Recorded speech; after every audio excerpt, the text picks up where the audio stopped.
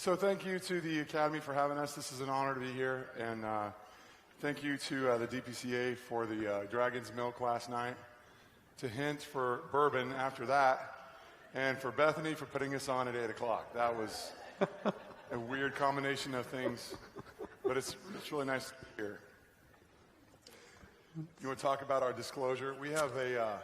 I don't know. Our slides up? Go back. Oh. Is that our first one? Perfect. Back here. There we go. Yeah, so we don't have any conflicts of interest, but we do want you to know that this is a biased talk. So Vance and I are both big proponents of trying to get family doctors to actually practice like family doctors. So we want you to be pushed a little bit in this lecture, and so you should be expecting to maybe have your toes stepped on a little bit here. So, or maybe a lot, but we like you very much. No matter if you follow you're still our friends. Please don't throw stuff at us. So these are our learning objectives. So we want you to, at the end of this, be able to say some things that are opportunities for you to expand your scope of care in direct primary care, both in the outpatient setting as well as the inpatient setting, to be able to identify some ways that you can add value by expanding your scope, as well as some resources that might be around to give you some assistance in doing those things. So this is how you can interact with us, because we have horrible social skills. Yesterday, we trolled.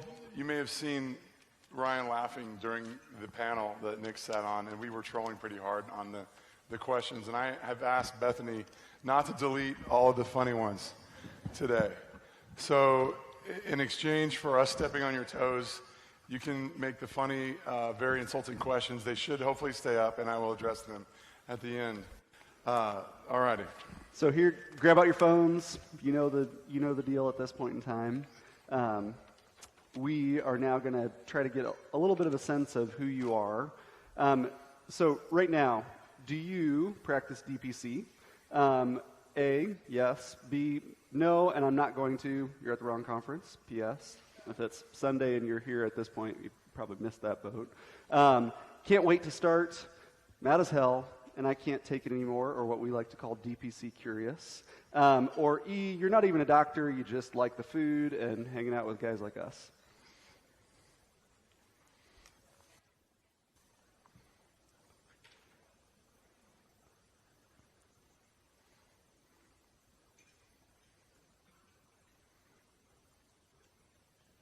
Looks like we have some friends at the bottom. I think we can also just consider friends in low places. Those are also votes for A, I think. Right. Add that, so it's like 30-50. Okay, so a lot of folks that are planning on starting a DPC practice, and this is the best point in time to be able to really kind of think about what your scope of care is going to be. And for those folks that are in the A group, we want to step on your toes and give you a little bit of a push. Before you click, don't click to that yet. Oh, no, just don't click again. Okay. We're going to introduce, thank you for letting us know who you are. We want you to know who we are. And we decided that we were going to introduce each other.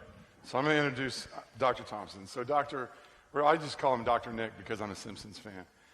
So, Dr. Tomsen opened his practice 2 years ago in Wichita, Kansas. He's, as far as I know, your practice is already full. Pretty close.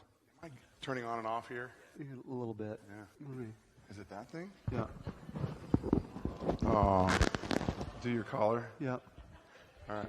His wife stayed at home, so somebody's got to take care of him. It's not good if I travel without her. He's been very successful. His practice is already full. And I will tell you that there's probably not a more complete doctor of direct primary care than Nick. Is this thing cutting out? It is, isn't it? It is a little bit. I can just talk. Here we go.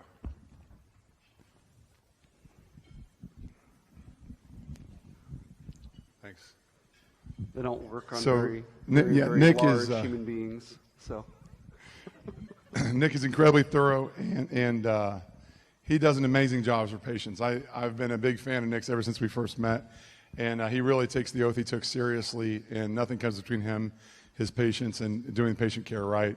And he's an incredibly selfless individual. So now that I got that out of the way, let's talk a little bit about, I like to do this thing where, we said, well, let's tell the audience something they don't know about their presenter. So this is Nick in his after hours. He likes, go ahead and hit the next slide. He, for one thing, he moonlights as a lucha libre wrestler. A lot of people don't know that.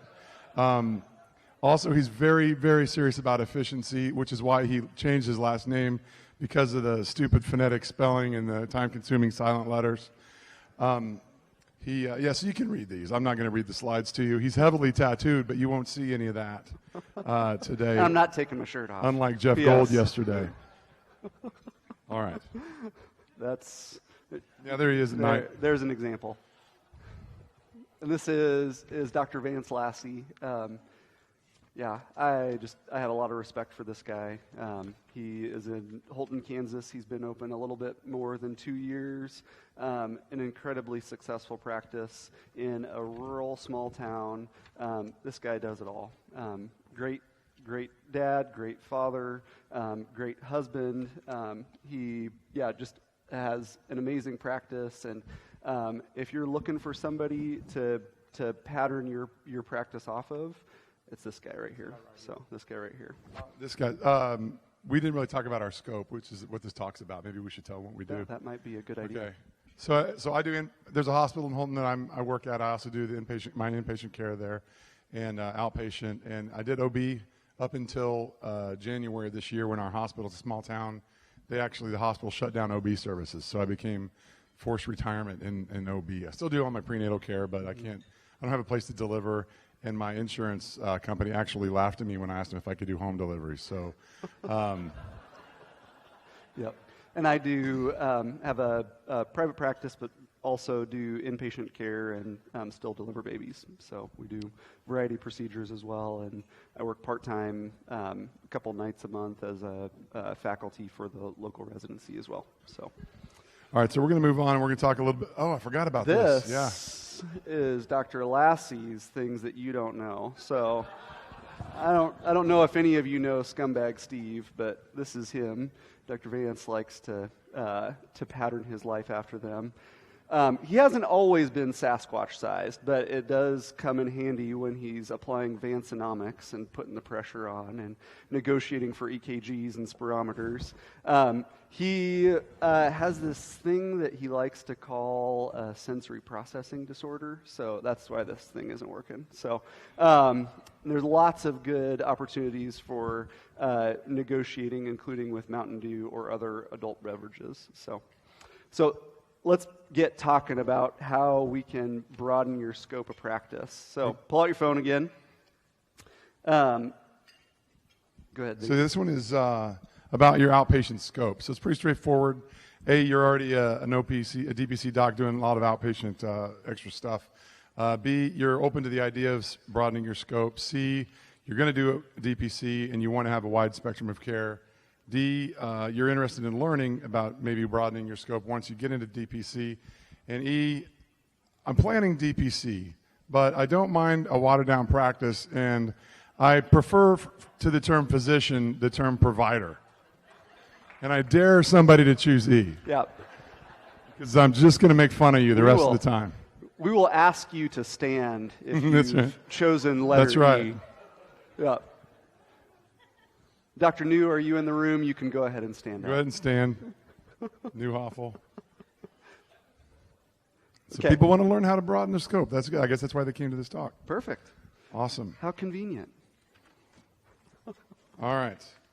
So we're going to move on to the next slide here, and I'm going to start this out with why. Why should you have a broader scope? So Nick and I understand, we don't understand, but we identify the forces that led to the demise of family doctors acting like family doctors. It's a bunch of broken system crap. That's why we're all here. Okay, but we changed the rules. That's the name of our talk. DPC changed the rules, so you no longer have to be that mid-level. Mm-hmm. Yeah, Sorry. there it is. It's stepping on your toes. The fact is, it's the right thing to do. If you can bring superior value to your patients, you owe it to them. That's the oath you took. Mm-hmm. Not to mention, it adds value. You need something to convince patients it's worth their money to come see you. So doing lots of procedures keeps them out of specialty offices and so on. Yep. And this is something that I think really adds a lot of value to our lives as well. So this is part of why my job is satisfying. It can be a great way to either add revenue to your practice by charging individually for certain services, or by just adding value to the membership that you already have. And especially, if you're doing, just consultations and nothing else, it can be really hard to have that big bang for your buck moment when this patient comes to you and says, this is why I'm coming to see you, and this is why I'm staying, and this is why I'm telling all my friends.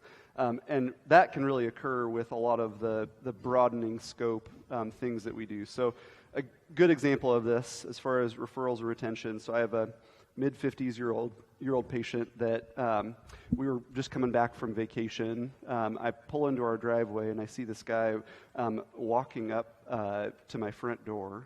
So he's a neighbor of ours. The boundaries topic was yesterday, so we're just going to bypass that part.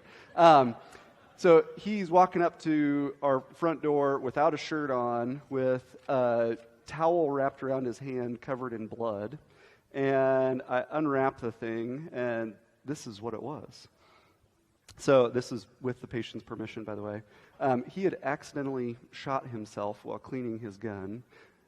That's another issue. Yeah, we'll just leave it at that. But the entrance wound, you can actually see the powder burn on the palm of his hand, and the exit wound on the ulnar surface there. So I put him in my car. We drive to the ER.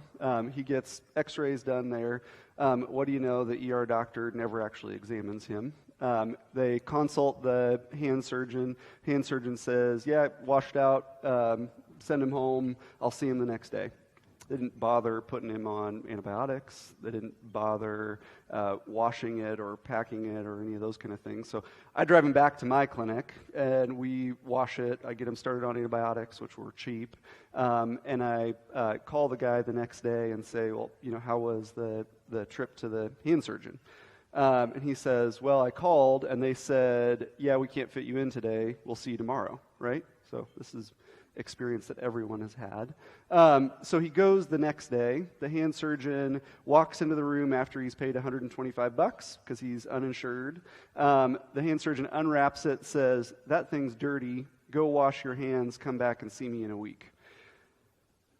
Oof, that about makes my blood boil. So this guy returns back to me on this day saying, hand surgeon didn't do anything. What do we do now? Okay? So the right answer for this patient is not specialty care, it's primary care, unfortunately.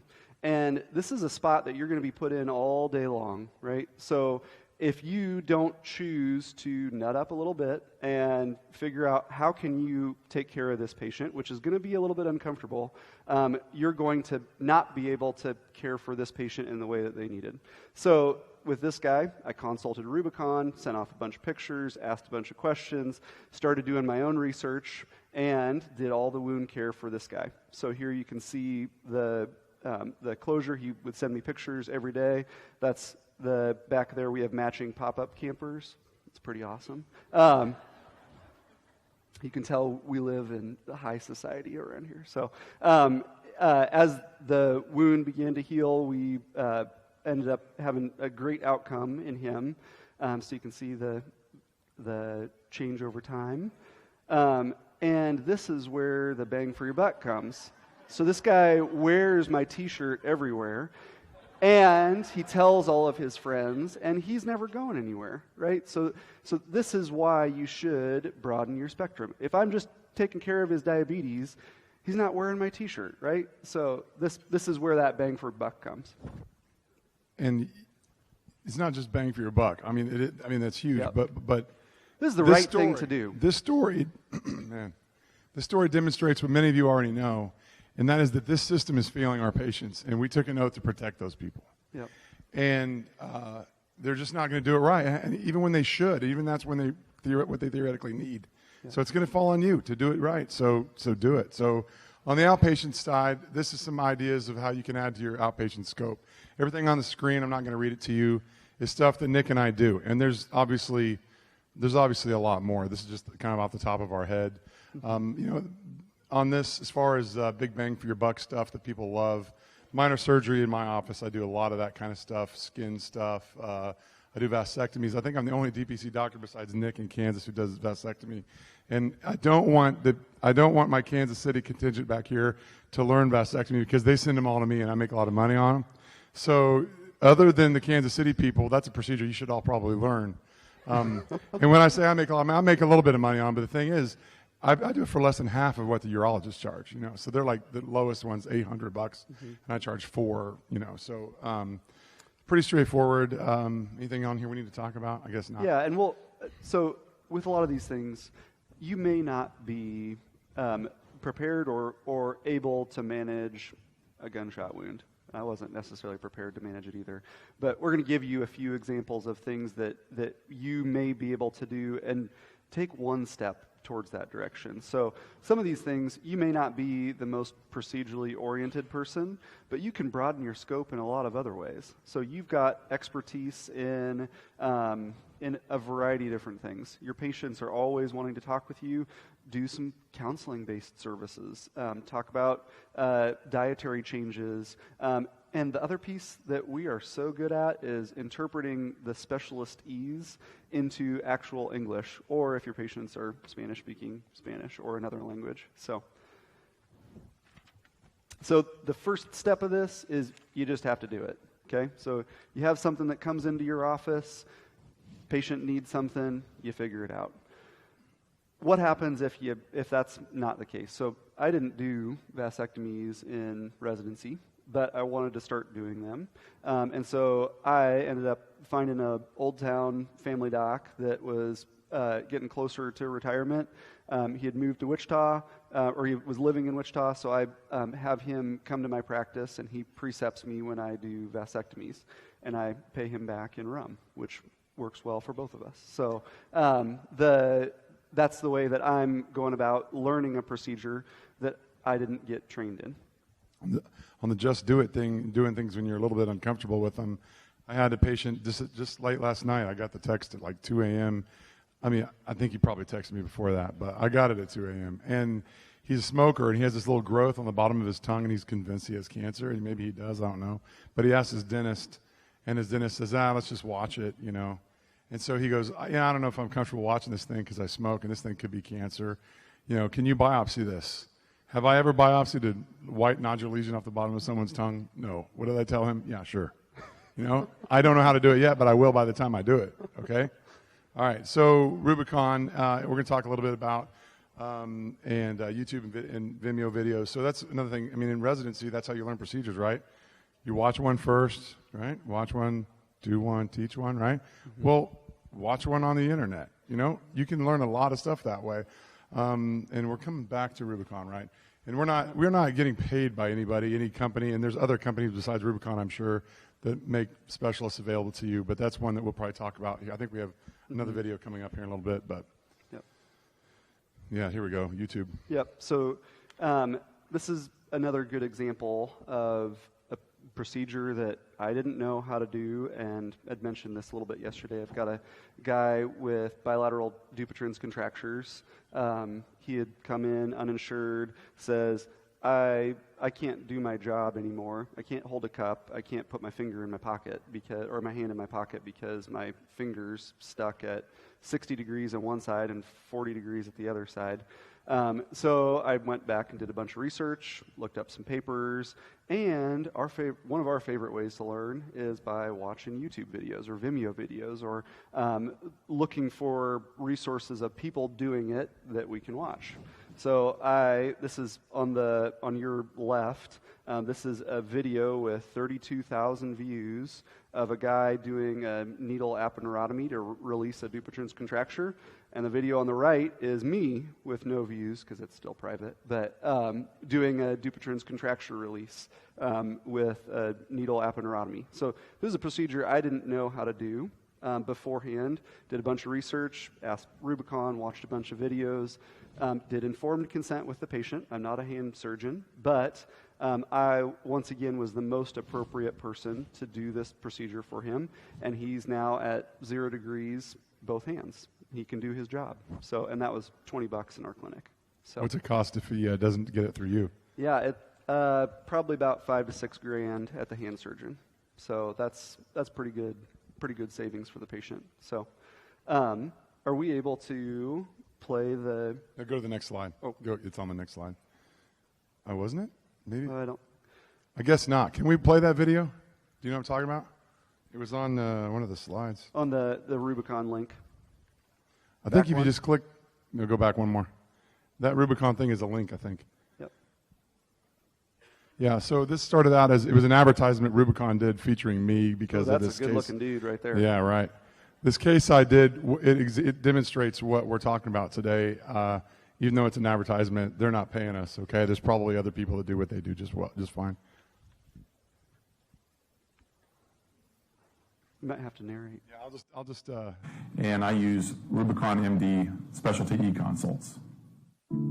Diane came to us. She had a large basal cell carcinoma, huge cancer on the side of her nose. I was not financially secure enough to go to like a dermatologist and have it removed. People never saw me. They only saw it. I came in and saw Dr. Lassey. He discussed with me what it was. It's the kind of thing I take off all the time, but in this area on the nose and being that big, it's just beyond the scope of my traditional practice with that kind of lesions. With Rubicon MD, I was able to quickly put a consult in. Within 12 hours, I was corresponding back and forth with a specialty, in this case, what they call a Mohs surgeon, a dermatologist that's trained in a special type of plastic surgery. They kind of walked me through what I needed to do. I don't think I would have done the procedure I did on Diane if I didn't have Rubicon MD, because I just don't know that this is a procedure I would have been comfortable with without the specialist who really specializes in this area coaching me through it. It went great, because of that. She had a great outcome and saved thousands of dollars. Very few people noticed that I had the surgery done because it was done well enough that it's not noticeable. Dr. Lassey gave me my face back. Yeah. So no, don't. So no, come on. That basal cell on her nose, it was about the size of a stack of nickels. I mean, it was big. And I'm just like, That's the way we describe things in Kansas. It's technical, right? Stack of nickels. It was. All right. So if you didn't tear up a little bit about that, like No, the music makes you do that. Man. We control people's emotions with the Gosh. piano music. Yeah, so that changed this gal's life. And you maybe don't need to remove basal cells from people's nose, but taking those steps towards doing something that you're a little bit uncomfortable to give your patients great care, that's what we're really pushing you for. So how do you practically add stuff like this? So these are some resources that we use. I got to say about that lady, she had just lost her job, and she'd been saving up to have Mohs surgery, and she had to use the money she'd saved up to live since she'd lost her job, and then she couldn't get another job because she had this big bloody thing on the side of her nose. And so, who's going to hire you to be a bank teller, or whatever. So she was broke, and that, man, it really helped her a lot. Okay, so some of the resources. The first one there's books, right? And I know that most books are, these days are out of date the minute they come off the printing press. That's why we use the interwebs. But there are actually a few that you need. And the one on the left is Finnegar's. You really need that book. The one on the right is Fracture Management. That's the Ife and Hatch book. I used that book so much I wore it out, and it fell apart. Like literally, the last 20 pages just disappeared, and I had to buy a new copy of the new edition. And then we use a lot of social networking. I mean, use us, call us up, and we'll tell you, oh yeah, I did that. Here's how I learned. There's this video right here, whatever.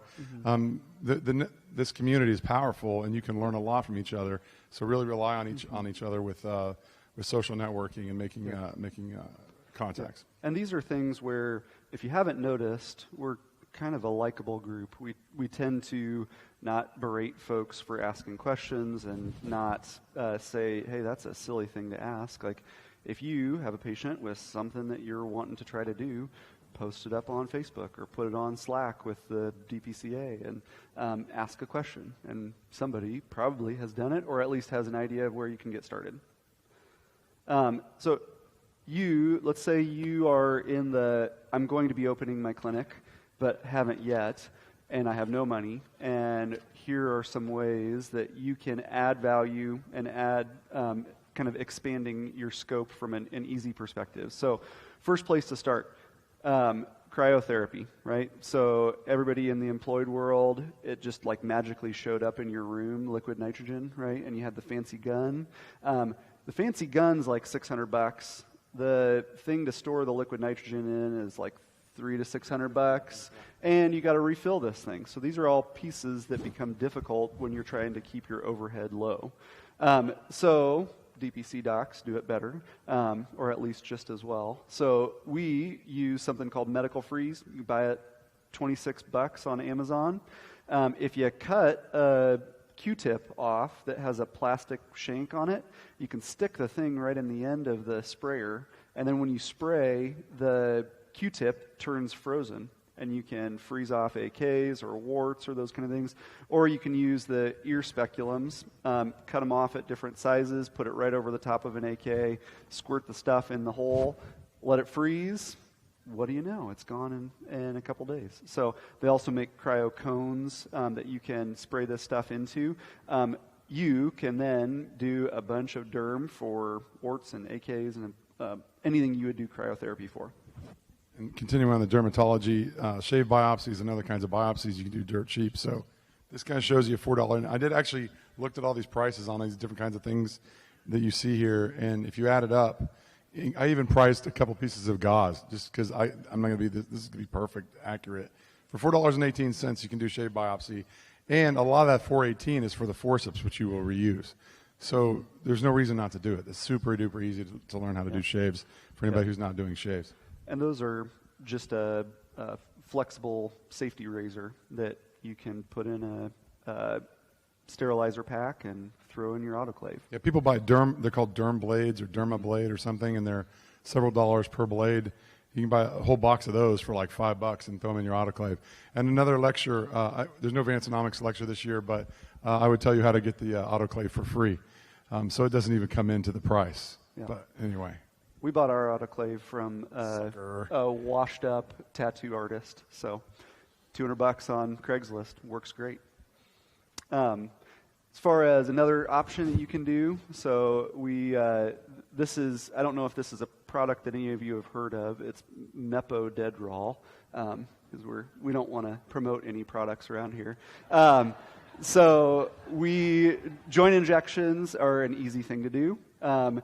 There's good options for learning these things by watching YouTube videos, or the Fenninger and Fowler book has a bunch of options there as well. Individual vials of this stuff are about $15 to $17, and multi-use vials from several different resellers are about $7 to $10 per injection. So great benefit to your patients. They don't need to go to ortho. They don't need to go to ortho. They don't need to go to ortho. This is an incision and drainage kit. Again, most of that $4 is going to be in your hemostat, which you're going to reuse. The little red rubber band thing is a silicone vessel loop. Raise your hand, and I'm serious, no judgment. Raise your hand if you don't know what a silicone vessel loop is for incision and drainage. Okay, that's what I thought. So, man, there's too many hands came up for me not to talk about this. Don't incise and pack. Just don't do that. No packing is necessary. There's so much better way of doing it with vessel loops. Plus, it's cheaper. Your patient has to come in for packing. It doesn't hurt as much. Less infection, faster healing. It's called loop. It's just called vessel loop drainage, I think. There's a wonderful video after a paper was written on this in the Journal of Pediatrics, like 2007, and this guy presents this really good video on. It's on Vimeo. So write this down. Vimeo is like YouTube if you're not familiar with Vimeo, and go to Vimeo and search for vessel loop drainage. And watch that video, and it will transform how you do INDs. And I mean, man, I would love to talk about that. I'm passionate about it. Anyway, but you can do that super cheap. And also those silicone vessel loops come in 2 packs, and most of the time you only need 1, which means you get to throw the other one back in the autoclave, and now they're going twice as far for you. Yep. Okay, we'll talk more about that if we have time later. Yep. And we are glad to talk after this is over as well if you have specific questions. So you're not into pus and blood and doing crazy surgical procedures.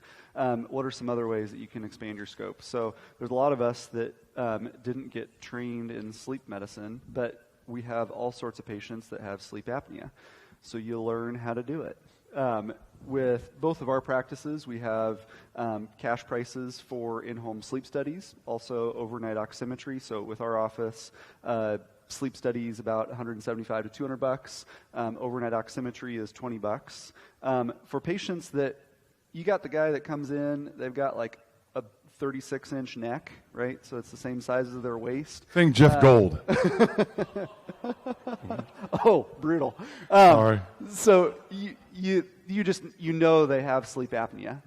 They fall asleep while they're driving. They snore all night, and their wife is telling them to sleep on the couch. Do an overnight oximetry. If they're hypoxic, they probably got sleep apnea. Just empirically treat them, right? If they do better, you're not going to harm them by putting some pressurized air on, repeat the overnight oximetry, and make sure they're not hypoxic on a CPAP. So we're able to do this. You can get the kind of Cadillac version through an online retailer that we use of an AutoPAP. So it automatically senses the pressures and adjusts those accordingly for about $650, including all of the accessories, their choice of mask and tubing, the whole shebang. Or if you like to Vanceonomics it in Wichita, you can come and visit us. We got a place that's called the Medical Loan Closet, and we buy used AutoPAPs for $20 for our patients, and get them essentially all the way treated for usually less than $100 total. So this is a way that you can add a lot of value to your patients. And for those of you who are like I used to be whenever I was inside the system, and I'm like, oh, man, dude, you got sleep apnea probably. But I've got 400 people in the waiting room and, whatever. I can't, I don't really know. But tell you what, here's a referral, peace out. And they go, by the time that individual is identified, titrated, and treated for sleep apnea, they are paying $6,000 or more. Mm-hmm. And I didn't know that, until they came back and told me and complained about it, which is one of those kinds of things that push you here. I mean, we can do for $100 what's costing people $6,000 in some cases. Okay, inpatient care. This is me. We got another. Oh yeah. This is you. Pull out your phone. Question. So I'm DPC and already do inpatient care. I'm DPC and don't do inpatient, but I would like to. DPC and do inpatient care or want to do inpatient care, but I have some obstacles. Not DPC, but will do inpatient care if I can figure out a way, and not DPC, and I don't want to do inpatient care after I start.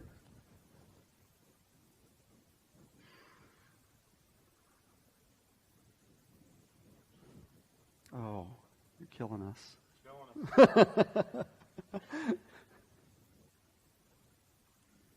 Okay. I'm going to try to convince the 28% of you that don't want to that you should want to. We're going to do this opinion survey. You don't need to click in on this one. Just raise your hands. You believe, A, DPC docs can do inpatient better than hospitalists because of time availability and increased continuity. Okay, very good. You think hospitals can do better than DPC docs inpatient because they do it all day long for a living, which I believe somehow compensates for crappy continuity. It's almost like they think the question's biased and they all voted for A. So we are clearly biased. So we do inpatient care. We think that this is a huge value add to your patients. But once again, this is the right thing to do. You know the patient. The hospitalists don't know the patients. Like, they don't know them. They don't know their history. They don't have years or lots of time with this patient where they've seen them in the outpatient setting and know the progression of the disease that they have that required them to be hospitalized. Also, if you haven't noticed, hospitals are terrible places to have coordination of care performed. Has the hospitalist ever called you up to ask you a question about a patient? No. In your career? No. right? Is this true? Yeah. In addition, hospitalists aren't the only ones with up-to-date, right? So you have up-to-date just like they do. And even if you haven't been in the hospital for forever, you got up-to-date. Read up on a condition, and if you've got somebody in the hospital and you need a specialist, hey, you can consult them. And if you're already in the hospital doing social work rounds, why not just manage the patient? So this is something that is pretty easily done, and the patients are going to be texting you anyway, asking you all their questions. You're going to be coordinating all their care. You're going to be keeping the hospitalist in line. So why not just see them yourself? That'll stay on this slide. So Sure. Anybody here not ever had the experience where after your patient gets out of the hospital, they come back to you and they have no idea why they were there, what was done. You have no follow-up paperwork. You didn't talk to the doc, right? Okay, even worse. And this one has made me damn near homicidal. Have you guys ever been on that phone call with a hospitalist because you are holding your hospitalist's feet to the fire? And so all the hospitals, so I do my inpatient care in Holton, but sometimes I'll have somebody that needs something that's in a bigger city, like they need a heart cath or whatever. And so I'm having to deal with the hospitalist remotely, and I talk to them every day, and they are terrified of me. Like, I am the attending, and they are the first-year resident in Topeka, where most is a hospital. Because if they are checking out a patient who's transitioning back to me, I'm going to pimp the crap out of them. Because the first time this ever happened to me, this hospital, this poor person, I mean, he probably had 30 patients, and he'd probably been on the shift for 4 hours. He doesn't know who's who, what's what. And I've already read all their labs and everything because I got it on the EMR or whatever, or on their portal or something. And I'm like, what about that hemoglobin of 6.2? Are you sending them home with that? What about that creatinine of 2.9, whatever? And they're like, and I mean, I just ripped, oh my God. And so now, whenever a hospitalist calls me, I'm telling you, you can tell. They're like, oh yes, and their creatinine was 1.9. they're ready, So my point is, if you've had that, you go, these people are caring for my patient? Mm-hmm. These people don't know, they don't know. I mean, okay, you got it, right? I'm passionate about this. You're doing DPC because you love your patients, right? You care about them deeply and you want them to be well cared for. That's why you're doing this. This is a way to really care well for your people. I tell those hospitals, I'm like, if this was your mom, I bet you would know her creatinine. And you got to treat my patient just as good as her. Yep. Pisses me off. Yep.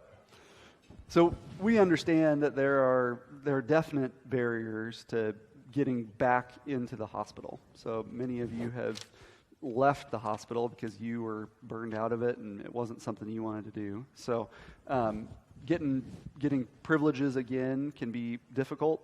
It's usually, especially if you're just coming out of residency, get your privileges then and maintain your privileges.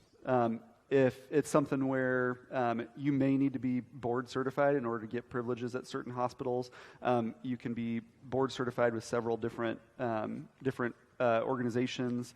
Sometimes there's turf battles or administrators that don't get Medicare-related things. I'll let you kind of...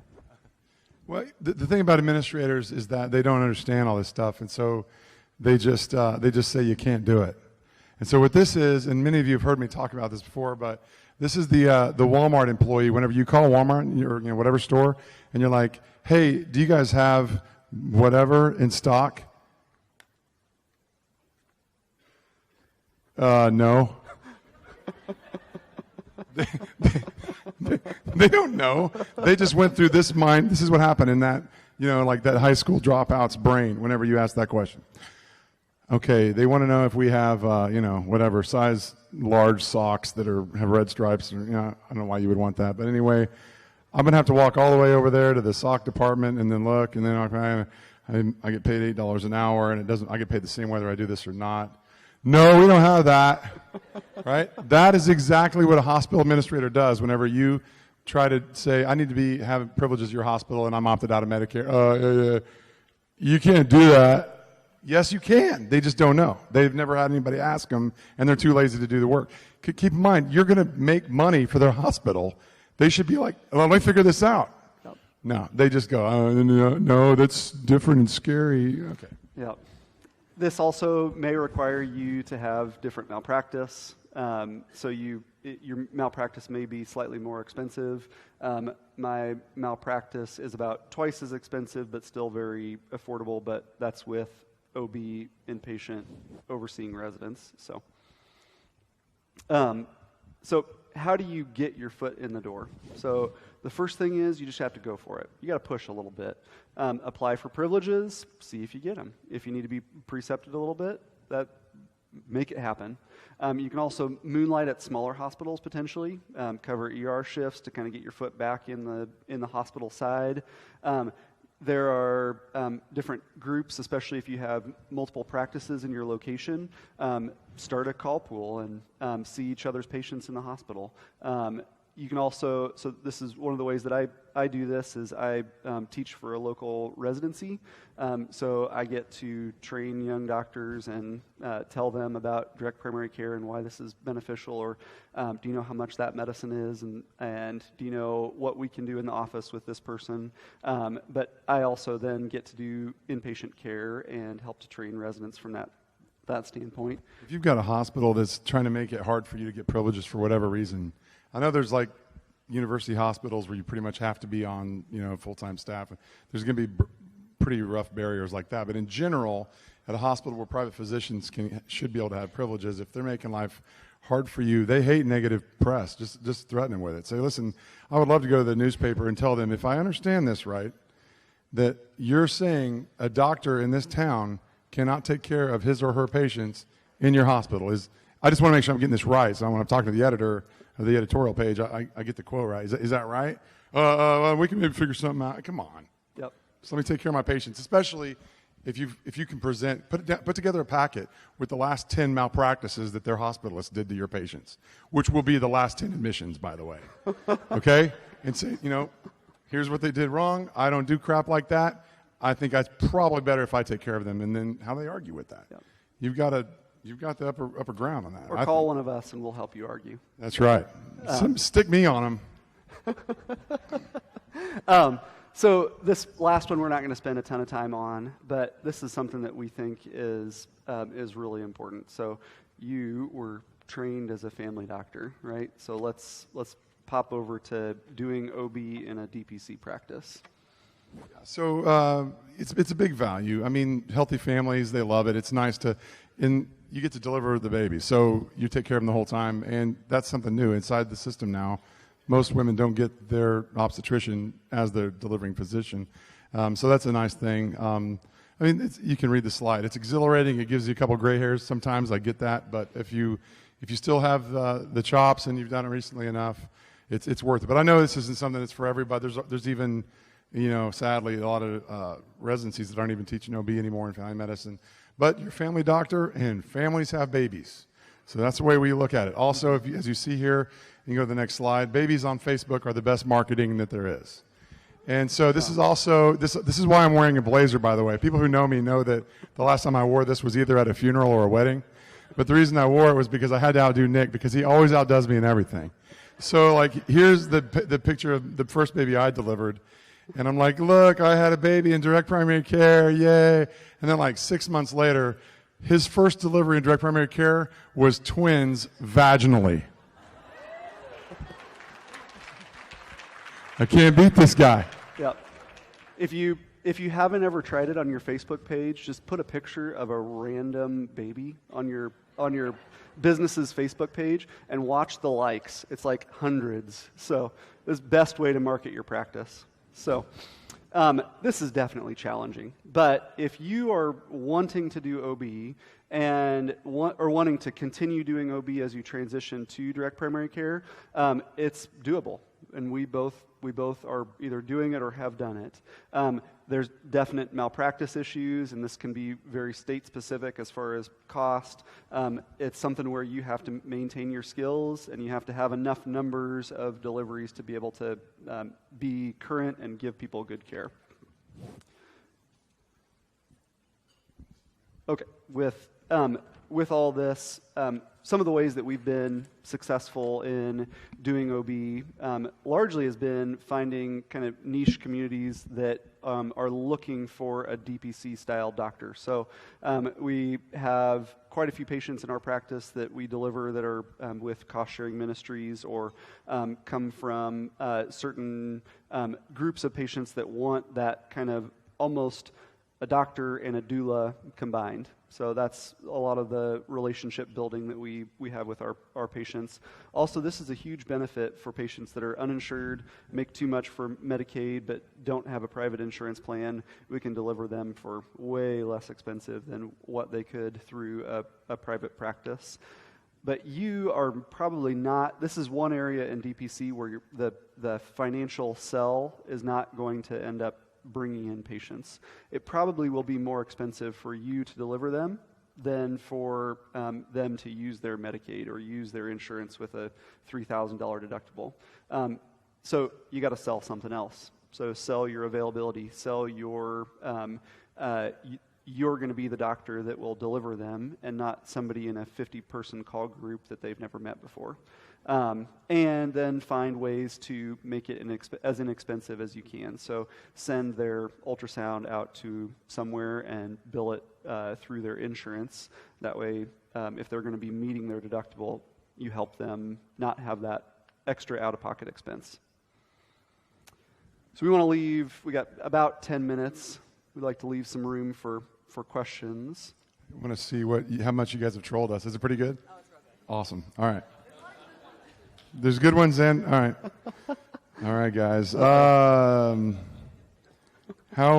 about setting up this has 25 votes. Oh, yeah. How about setting up a DPC MacGyver channel with cool videos of procedures? I'm down with that. Oh, yeah. I'm a huge MacGyver fan. And speaking of MacGyver, you guys may know this guy used to have his awesome mullet, kind of like MacGyver, but he shaved it off. And so you're much less attractive without the mullet, I must say. Yeah. How long... My wife disagrees. How long has this bromance been blossoming? At least since DPC Summit 2015. Uh-huh. That's when I first started to question my sexuality about Nick. About 3 years, and it gets harder every year. No pun intended. How about Next. you?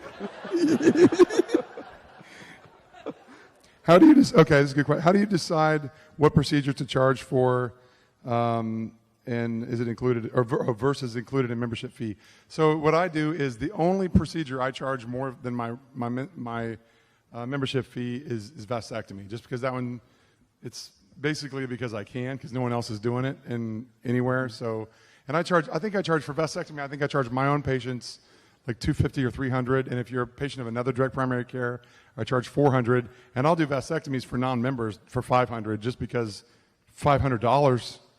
But I don't charge for anything else.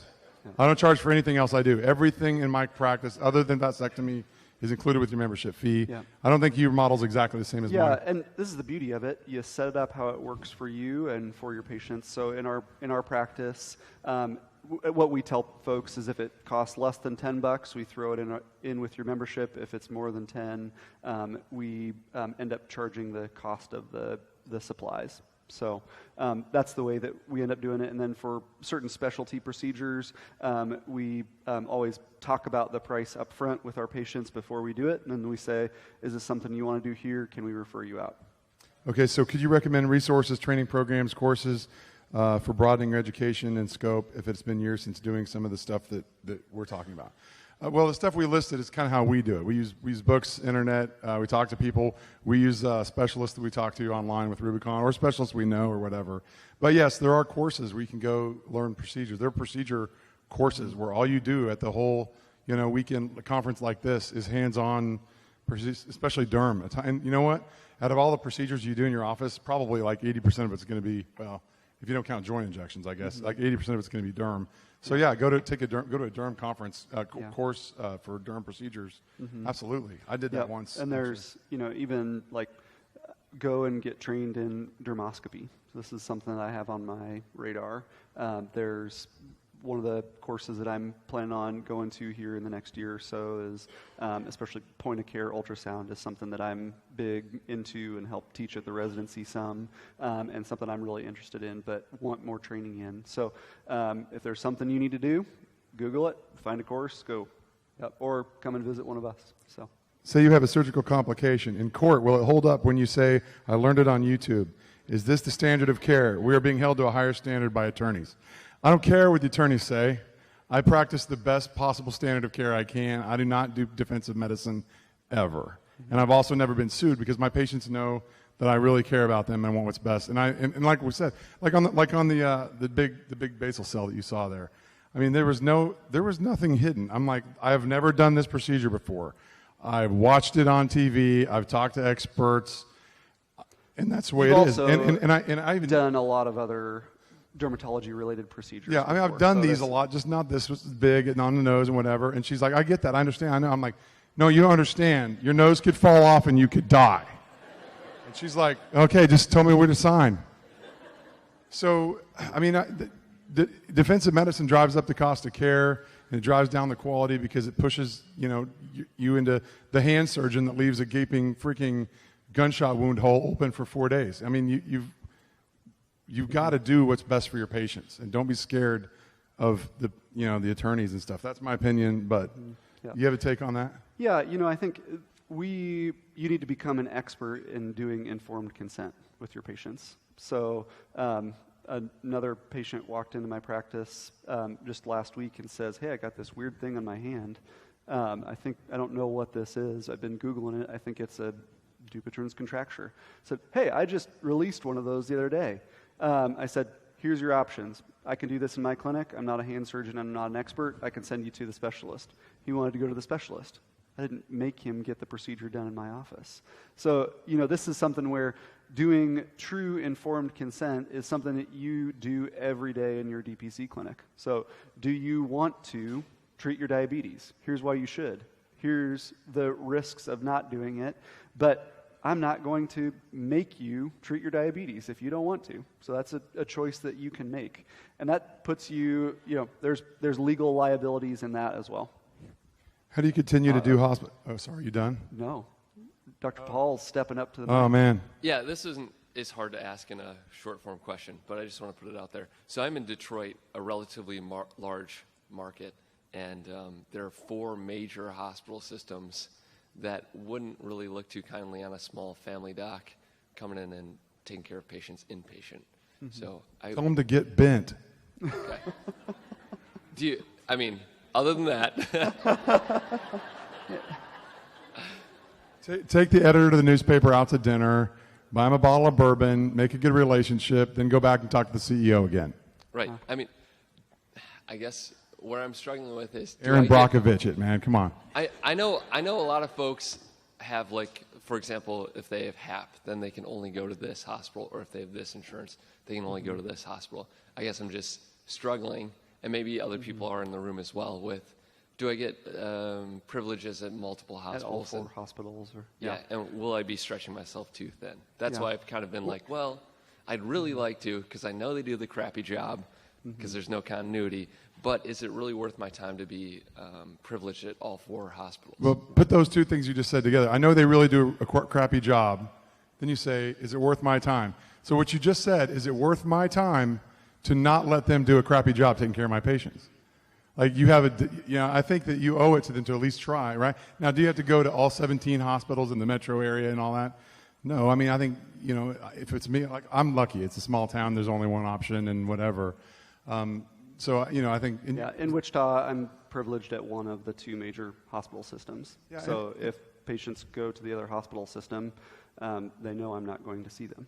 So, that's my answer to that question. And I think some is better than none. You got to start somewhere, pick the hospital that most of your patients would be going to, and at least get visiting privileges. So then you can be in there, help maintain that continuity, rein in the hospitalist, and then work your way in. Find somebody else in the area that's also doing it, share a call with them, get your foot in the door, and then make steps towards the goal that you have. if you're there all the time and doing all this, holding their feet to the fire like I do, you're going to be such a pain in their butt that the hospitals are going to like ask the hospital to give you privileges. Like, please, just let this guy do the work because he's making our life miserable, right? I mean, this other question pertains to that, but we got a question here first, I guess. A legitimate question. A legitimate. No, these are pretty, well, I haven't even gotten to the troll questions hardly yet. So I just opened 2.5 months ago. Congratulations, clap. I am in a small town, town of 8,000. I have OB privileges. I have inpatient privileges. I am struggling with, when I do inpatient, I've put on my website that I'm charging per day I see them, in terms of people being like, well, I'm going to rack up a $10,000 bill. Why would I want to pay extra for you to take care of me in the hospital? Why do you charge extra? Why not just include it with your membership fee? I was curious if you guys, I don't know, DPC Facebook group, like they told me to do it. Yeah. No. I was curious, do you guys charge extra for your inpatient? Well, first of all, you guys, it's not like we're going to say, oh, well, because I got to do what those guys told me. I got to start doing inpatient. I got to get up at 5 a.m. every day and do rounds. No, we get to do wellness care and direct primary care. I mean, really, how many patients are you admitting? I mean, 9 out of 10 times, you're going to be able to keep them out of the hospital to begin with. You're not going to be rounding that often. So it's not like it's going to be a huge revenue stream to tack that on. But you can if you want. I don't. I just tell patients, hey, look, you pay me a monthly fee the way I see it. You've already paid me to take care of you in the hospital. But I don't have to go to the hospital that often because you have gastroenteritis and you're dehydrated. Come into the office, I'll give you IV fluids. You don't even need to go. You see what I mean? You're not being admitted. What do? You charge like $20 or something? Yeah, we're not supposed to talk about pricing. Oh, yeah, that's right. Whoops. Yeah, so our price is on our website if you want to find it. But we charge a minimal fee, and oftentimes we waive it for folks that are in the hospital. And then what about, like, in my town, there is no hospitalist, so there's like 2 competing groups, an independent and then me, and everyone's in the call pool. And I'm struggling with, I don't necessarily want to be on call for the person who's got 3,000 Medicare patients, because if I get one for 10 days while they're on vacation, I have to see that person free for the next 10 days. How do you guys manage call? What do you mean you have to see them for free? So it's Dr. X's patient. I'm opted out. Dr. X is on vacation. I pick them up on a Friday. Dr. X doesn't come back till the following Monday. I have 10 days of inpatient care free of charge. Is the hospital seeing them for free? The hospital's charging them, or Medicare, $8,000 a day.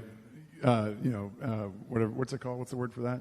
The hospital services? Yeah, the non-professional fees, Oh. facility fees. So just tell the hospital to put you on some kind of salary or something, like just you see what I'm saying? Say, I can't get paid by Medicare. I don't think there's a great answer to that question.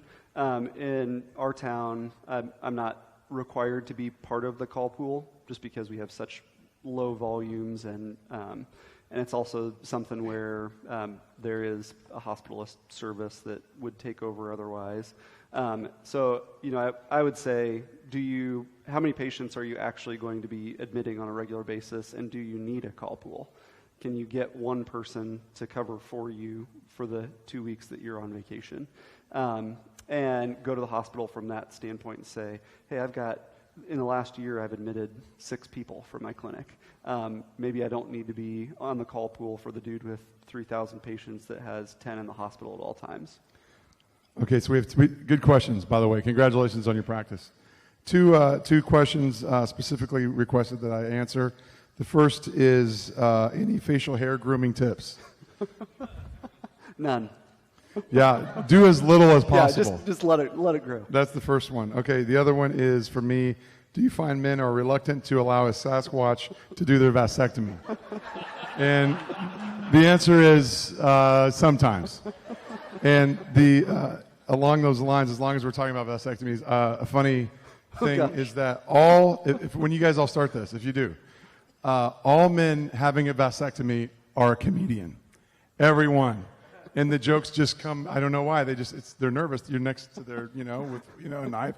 And so let's make jokes about it. And it's always funny. I actually should start writing down jokes that patients tell while having a vasectomy. Yep. I'm going to make a book called Jokes Patients Tell During Their Vasectomy. All right, big hand for both of them.